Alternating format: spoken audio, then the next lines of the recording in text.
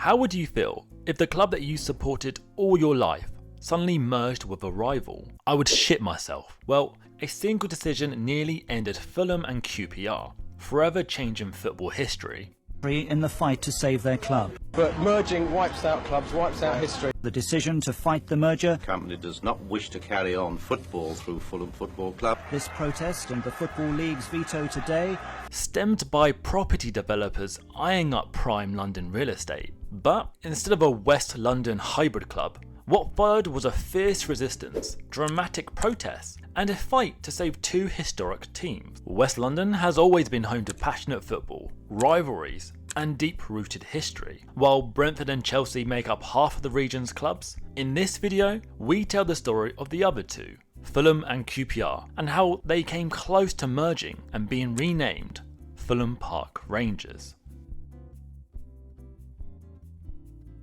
In early 1987, Fulham Football Club were in the midst of their own financial struggles, playing in the third division of English football, and it was looking troublesome for the club in their future years. The ownership of Fulham Stadium, Craven Cottage, was in doubt, leaving the forces of financially centred businessmen to take advantage of the club's current difficulties. This came largely in the form of Fulham's chairman, David Bulstrode, who was also the leader of property company Marlow Estates. Bulstrode, first and foremost, was just this, a businessman, and he planned to use these difficulties in an attempt to build on his property company and, in the long run, his wealth. Already owning Craven Cottage and Chelsea Stamford Bridge, on the 24th of February 1987, Bulstrode announced at a joint press conference the purchase of QPR and the club's ground, Loftus Road, with plans to merge Fulham with his new acquisition. At this point in time, QPR were in the top flight, had been FA Cup runners-up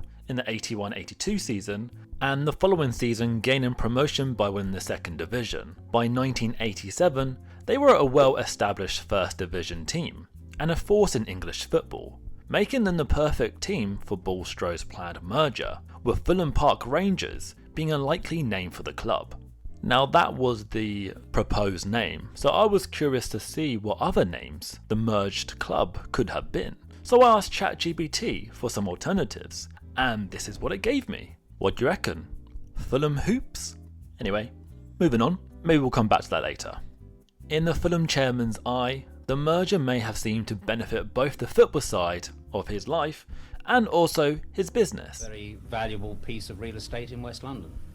The plan was to play matches at QPR Stadium while selling off Craven Cottage for housing due to its prime location by the River Thames, being ideal for luxury housing.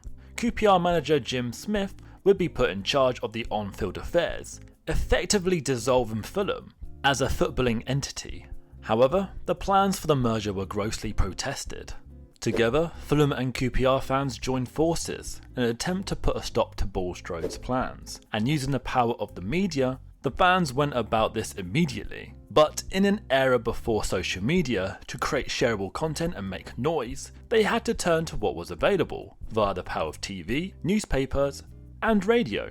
Supporters of both clubs were able to create a strong force in opposing the merger, with Fulham gaining the support of television stars of the time, such as Dominic Guard, a lifelong Fulham fan who had appeared in a number of high-profile 1970s films. QPR also managed to conjure up a strong force within print media, making their opinion on the issue very clear to the public. After continued efforts such as synchronised protests from both sets of supporters, former Fulham player and Match of the Day presenter Jimmy Hill decided to get involved and front the battle against the merger of Fulham and QPR. What else could the merged clubs being called? West End Wanderers? Could get a sponsor from Wicked from that. Defying Gravity and all that. Sounds a bit gimmicky. London Rovers. Can't imagine all the other London-based teams would have been happy with that one. Any other name suggestions? Please feel free to put them in the comments. Anyway, a no merger campaign was put together by QPR supporters to demonstrate on the pitch and stop the home game against Manchester City from kicking off. Over 300 fans raced onto the pitch as the referee led the teams out. With the Football Association now spooked by the media coverage of the protests, their initial interest to the merger, due to their growing anxiety about the game's finances, suddenly diluted, and a few days later, the merger was no more.